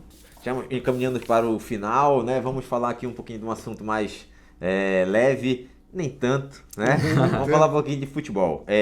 O Glauco, a gente sabe que tu és paysandu doente, né? Tá aí sempre falando de futebol, tá sempre conversando sobre futebol. E a gente quer trazer um pouquinho esse diálogo, esse paralelo entre publicidade e futebol. A gente sabe que os times da nossa região não estão um tanto quanto em melhores fases da vida, né? E aí a gente pergunta assim, é uma questão minha pessoal também, né? Mas uma questão mais geral sobre, cara, como é que... Não a publicidade direta, mas como tu daria conselhos a Remo e Paysandu a partir desse olhar publicitário sobre como melhorar, como dar mais alegria pra gente? Assim, pelo olhar do apaixonado, como eu atuo nos dois campos, eu atuo como torcedor apaixonado e conheço o marketing, conheço propaganda. Às vezes eu tenho um desencanto total, né? Porque eu sei como funcionam as coisas, né? Então a gente tem que, às vezes, deixar o campo da emoção falar mais alto. Porque, assim, o futebol hoje ele se tornou um produto da indústria de entretenimento, né? Então faz parte de uma cadeia de negócios, João. Como eu falei aqui que a publicidade ela é desenvolvida onde a economia de mercado é forte, a mesma coisa no futebol. Então, assim... Os grandes potências do futebol estão em áreas de grande potência econômica, né? Principalmente a Europa, né? Você vê que o futebol europeu ele absorve todos os talentos do mundo todo. E é uma coisa tristemente irreversível, né? Se aparecer um garoto hoje aqui em Belém, de 10 anos, no Remo, no Paysandu, jogando grande bola, ele não vai ficar aqui nem mais um ano, né? Ele vai no mínimo para Goiás, né? Onde vão levar a família dele, vão dar casa, comida, escola, tal. Então isso é uma questão econômica, né? Então, assim, outro exemplo. Antes nós tínhamos estádios como o Maracanã para 200 mil pessoas. Hoje não temos estádio para 80 mil. Para onde que está esse público? Na TV, né? Está todo na televisão, porque aí é a base da cadeia de negócios, né? Então, os campeonatos são comprados por emissoras que revendem para um monte de anunciantes, que criam uma série de produtos, né? Que tem a exclusividade. Então, assim, não há grandes esperanças, mas há possibilidades, porque o Pará, nós não temos um mercado consumidor, mas nós temos um mercado torcedor, né? Então, o nosso caminho é tentar fazer com que esse mercado torcedor financie o clube. É por isso que se desenvolveram os planos de sócio-torcedor, essa participação, mesmo que nós temos uma economia pobre, onde o poder aquisitivo da nossa população, na grande maioria, é muito pequeno, né? Nós temos, por exemplo, em Belém, quase 80% das pessoas vivendo com uma renda familiar de menos de R$3.000, né? Então, esse cara tem que contribuir com 10, 15 reais por mês, já é muito para ele. Essa é uma questão, Glauco. Assim, o olhar, eu nunca fui de marketing, nenhum time, nem nada, mas o meu olhar de fora, também como torcedor, mas também como publicitário, é que há uma mina de ouro nos times daqui a ser explorada e que parece que ninguém explora. Então, o mix de produtos é pouquíssimo. A gente tem um produto que é o time, mas a possibilidade de criar, a partir da marca Remo Paysandu, um mix de produtos gigantesco, parece que ninguém se preocupa em, pelo menos, olhar essa área. Tipo assim, vamos criar produtos novos a partir de Remo Paysandu, porque essa é a contribuição. Eu não tenho dinheiro para pagar R$100 no ingresso, mas eu tenho R$10 para pagar num produto oficial do Clube do Remo. E aí me parece que fica, sabe, assim, um espaço vazio nessa possibilidade. Não, assim, eu acho que eu fui diretor do Paysandu, da área de marketing. Primeira vez foi ali em 2002, 2003, quando nós fomos na Libertadores. E depois eu voltei ali por 2011, 2012, tive uma passagem também. Nesses 20 anos, mudou assim de uma forma... Há 20 e poucos anos, os clubes tinham dificuldade aqui de ter uma máquina de escrever, de ter uma conta em banco, de ter um profissional minimamente dedicado a... Então, assim, hoje o Clube do Remo, Paysandu, tem suas marcas, tem suas lojas em shopping, isso aí é imaginar. Tem sua linha de produto, tem seus planos de sócio-torcedor, evoluiu muito. Ainda temos essa necessidade de profissionalização maior. Eu acho que uma coisa que passa muito quem entra num clube de futebol é muito pela paixão. Então, assim, eu vou ser diretor administrativo do Clube do Remo. Aí, que horas eu vou para lá? De 6 às 10 da noite. Porque os outros eu tenho que trabalhar pelo menos. Então, se não tiver uma movimentação econômica como esses clubes maiores hoje, que é tudo profissionalizado, né? Você não tem como fazer com que esses clubes funcionem como empresas, né? Eu lembro que quando eu era diretor, eu fui cada vez vendo minha vida comprometida. Sim. Porque tinha 3, 4 pessoas na minha sala de espera para falar de Paysandu e eu tinha que resolver meus problemas. Meus sócios ficavam preocupados. Então, uma das coisas é essa profissão. Já existe também, né? Hoje os gerentes de futebol são todos contratados, né? O apaixonado tem que ficar no Conselho Deliberativo, que é um conselho consultivo, onde ali vão ser tomadas as grandes decisões do clube, se vende ou não vende uma sede, se compra ou não compra um terreno. Mas já existe uma tendência que um dia os próprios presidentes não sejam executivos, né? Então, são processos de evolução, como Fortaleza, né, que é um mercado maior do que o nosso, mas bem menor do que Rio e São Paulo conseguiu desenvolver, né, que é um dos melhores cases, né? Você vê o Cuiabá, por exemplo. O Cuiabá é um clube que está se mantendo na primeira divisão em função do entorno do agro, né? A economia do agro, você vê os anunciantes, ali, fábrica de colheitadeira, tudo. Então está muito relacionado hoje com isso. Então, assim, o Paysandu e o Remo, eles têm que trabalhar para profissionalizar cada vez mais a gestão, né? Tinha um presidente do Paysandu que dizia: um dia o presidente do Paysandu pode ser remista, porque ele pode ser um executivo muito bem pago para ser presidente do Paysandu, né? Ele pode até não ir no jogo, né? Pode parecer uma loucura, mas a função dele é gerir finança, recursos, material, patrimônio, receita, despesa, uma empresa. Por isso que tem as SAFs hoje, né? O cara da SAF do Cruzeiro pode ser atlético, né? Ele está vindo ali com um negócio para ele. Então, eu falei, volto no começo, perde um pouco o romantismo para a gente que eu participo de grupo de torcedores. Às vezes eu vejo ali sofrendo com certas coisas. Por exemplo, Um clube que cai da Série A para a Série B, ele cai com uma cota diferente da Série B. Não tem esportividade nisso, é diferença econômica. Por isso que eles voltam, né? Quase todos voltam. Porque eles passam 2 anos na Série B, ou 3, com a mesma cota da Série A. Né? Então o investimento deles é muito maior. Aí o cara, pô, o Santos caiu, já voltou e o Paysandu não sobe nunca, aí fica sofrendo por causa. Mas tem todo um jogo econômico por trás. O Remo, para ele voltar para a Série B, se ele não voltar logo, ele vai ficando cada vez mais difícil, porque a Série C é diferente da Série B. Porque a Série A e a Série B são negócios do Grupo Globo. A Série C não é. São esses streaming menores, que você compra um DAZN. Você está vendo, então, que é tudo muita relação econômica. Tem clubes hoje que desenvolvem seu próprio streaming para tentar melhorar a sua receita, que tu falou, é produto. Sim. Produto. Então, assim, se está passando o meu jogo no DAZN, que custa R$40 por mês, eu vou fazer um TV Remo que custa 50, porque para o Remo tem mais custo fazer uma TV. Né? Imagina cobrir os jogos do Remo no país todo. Né? Então, eu tenho que ter um ingrediente de paixão. Né? Outra coisa que acontece muito, quando o clube está ganhando, o sócio torcedor quase 100% que paga a sua mensalidade. Perdeu 3 partidas. Então, é uma relação que às vezes entra o fator campo, que é além do fator econômico. É diferente, por exemplo, do meu plano de saúde. Eu não estou doente, mas estou pagando.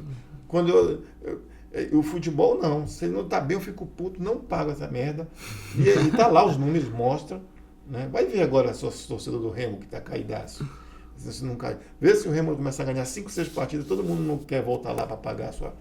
Né? Porque aí é um ator da paixão misturado com a economia. Então, assim... eu acho que o nosso futebol, às vezes, é até meio duro dizer isso, pelo todo o contexto econômico, de realidade de mercado, tal. É um futebol para estar ali na Série B do Brasileirão, que já é muito para o nosso... Né? Se a gente lembrar atrás que nosso mundo era paraense, nosso mundo aqui era quem ganhava mais que o Campeonato Paraense, né? Bota aí isso dos anos 70, que foi mudar, né? Nosso mundo era paraense, né? A gente não tinha essa pretensão de disputar um torneio Roberto Gomes Pedrosa, aqueles que disputavam, que não tinha Brasileirão naquele tempo, né? Então, assim, o nosso mundo é de trabalhar para estar bem na Série B, de vez em quando subir, talvez, para a Série A, cair, mas sem comprometer toda uma estrutura patrimonial do clube. Você vê, por exemplo, um América de Natal, que subiu para a Série A, se endividou tanto, acho que não disputa nem a Série E, né? Porque você vai pegar um treinador da Série A, ganha às vezes a folha de pagamento de um clube da Série B. Né? Ou da Série C, ganha um jogador como o Dudu, esse paraense Rony, que joga no Palmeiras, esse cara ganha às vezes a folha de pagamento de um clube como o Remo. Né? Então, essa relação econômica hoje, você vê, por exemplo, o Manchester, ele tem mais torcedor na China e na Índia do que na Inglaterra, pela população. Né? Então, a receita desses clubes mundiais, que tornaram macro-marcas mundiais, vem de todo o canto do mundo. Né? Então, os estádios, as cidades cresceram, os estádios diminuíram, os ingressos ficaram muito caros, né? Se tornou uma coisa para a gente. E o grande mercado é a TV. Você pode comprar hoje, se eu não me engano, um pacote do Premier, R$50 por mês, você vê todos os jogos. Né? Então, aí são 10, 12, 20 milhões de pessoas pagando R$50 por mês. Imagina o bolo de dinheiro que se movimenta. Né? Então, assim, o futebol profissional, eu não considero nem esporte mais hoje. Esporte é ginástica, é boxe, que tu faz por amor, que tu, é corrida, de atletismo, isso é esporte. Futebol profissional, para mim, eu comparo com Circo de Solé, que não é circo, é negócio. Sim. Entendeu? Por que se está investindo, estimulando tanto o futebol feminino? É porque eles gostam de mulheres jogando bola? Não, porque aumenta o consumo. Vai Vai ter anúncio de batom, vai ter anúncio de shampoo, vai ter anúncio de absorvente. Vai ampliar o mercado de consumo em torno do negócio de futebol. Né? Porque eles levam o Zico para o jogador famoso para jogar na China, para jogar na Índia, para esse gigantesco mercado de consumo entrarem no futebol. Os Estados Unidos, né, que é a pátria do capitalismo, está fazendo esforço há décadas para popularizar o futebol lá, porque ele sabe que ele é fora, ele é um pouco fora, né? O mundo dele é muito fechado em torno do beisebol, do futebol americano. Então, tá vendo essa Copa América lá? O que eles querem realmente, infelizmente, para a gente que é apaixonado, é uma relação de negócio, é uma relação de... Né? Por exemplo, já tem agora, nesse momento, o Paysandu começa a melhorar, já vem 3, 4 clubes para levar os melhores facilmente. Fácil, não tem como resistir. Não tem como resistir. É a mesma coisa o Remo. Se o Remo começa a bater, ganhar. Daqui a pouco vem um clube da Série B e leva os melhores dele. E não tem, porque se você já paga 50 mil por mês para um jogador, fazendo um esforço monumental, aí ele recebe uma proposta de 100. Aí você... Mas assim, eu acho que se não se estimular também o amor, o dinheiro não se sustenta. Né? A coisa da rivalidade, da paixão, do cara viajar para ver o time dele jogar lá no Rio, sabendo que vai perder, mas ele está lá, né? Não porque ele vai ganhar, mas porque ele está ali apaixonado. Então, se não souberem, vão quebrar a galinha dos ovos de ouro, porque o futebol, a essência dele é a paixão, né? Se um menino pobre, um pai que tem 4 filhos, não pode mais levar o filho dele ao estádio, que futuro o futebol vai ter, né? Porque imagina um pai com 4 filhos, a mulher indo para um estádio que o ingresso custa, no mais barato, 80, como é ali no Corinthians, no Palmeiras. Quanto é que não é um programa desse? Sem falar com o ônibus, sim, e se ele não comer um picolé. Então, não é... E se ele não ficar só vendo pela TV, é diferente. É complexo, né? É muito complexo. É diferente ver pela televisão. Eu sou torcedor de arquibancada. Sim. De roer o alambrado, sabe? É muito gostosa a experiência do estádio e ela está limitada a quem tem muito dinheiro. Sim. Sabe? Ela está cada vez... Pega o Mangueirão, né? De Belém. O Mangueirão acho que tem 60 mil lugares. Belém tem 1 milhão. A Grande Belém tem mais de 2 milhões de pessoas. 2 milhões de pessoas, 10% é 200 mil, né? 1%... Você pegar um grande jogo, você não consegue botar 10% da população. A maioria vai ter que pagar para ver pela TV, né? Porque explodiu os estádios. Eu já peguei jogo no Mangueirão de 120 mil pessoas, né? Que era o cimento. Lembra do cimento? Né? Que a gente ficava tudo em pé. Tu nem viu o jogo direito. Geral. Eu só ia para geral, que não tinha dinheiro. Eu só tinha sorte porque eu sempre fui mais comprido. Não, tu ficava assim, porque a geral é todo mundo em pé. Um empurrava o outro para poder ver melhor, né? Mas isso fazia você gostar mais de futebol, né? Aquele sonho, eu sonhava, dizia, um dia eu vou craque. Eu dizia para mim, um dia eu vou ver o jogo da arquibancada, eu dizia. Né? Aí trabalhei para poder ir para arquibancada. Mas já que nós somos publicitários e a gente trabalha com marketing, com comunicação, infelizmente... o futebol, por ele ser um produto de grande atração e de grande geração de audiência, ele se torna um produto, um grande produto. É um produto fantástico, né? Nós estamos vendo agora essa onda de bets, né? Que se tornou um negócio bilionário em torno das apostas. É em função da paixão pelo futebol, né? Papo muito bacana, bem legal. A gente queria agradecer ao Glauco pela presença, né? Queria agradecer a todo mundo que ajudou aqui nessa empreitada de fazer mais uma Espinha de Peixe e dar para o Glauco a oportunidade de dizer algumas palavras aí no final. Minha palavra é de agradecimento, né? Pela oportunidade, pelo convite. Elogio para vocês, porque esse tipo de... A gente está vendo agora como é necessário registrar, porque se perde. Se perde, né? A gente imaginar o que foi aquela movimentação do clube de criação, nos anos 90, nos anos 80, nos anos 2000. E como se tem muito pouco de registro, muita coisa se perdeu, pessoas já faleceram, poderiam contar, muitos já faleceram. Então, eu espero que vocês consigam tocar isso por muitos e muitos anos, esse podcast, retomar o clube e fazer essa ideia do anuário online, digital, fazer evento, estimular a criatividade, um olhar mais amplo do mundo. Então, muito bom, muito obrigado por tudo aqui. Eu espero agora, eu vou ficar ansioso aí pelo próximo convite para a gente continuar essas conversas. Beleza. A gente agradece. Eu quero agradecer também aqui ao professor Robson, ao Glauco e ao Nama, através do nosso coordenador aí, o professor Ranch, pelo espaço, e curtam, compartilhem, sigam a gente nas nossas redes sociais e a gente fica por aqui. Obrigado. Obrigado, gente. Até a próxima. Continue criativo. É isso aí. Obrigado. Tchau, tchau.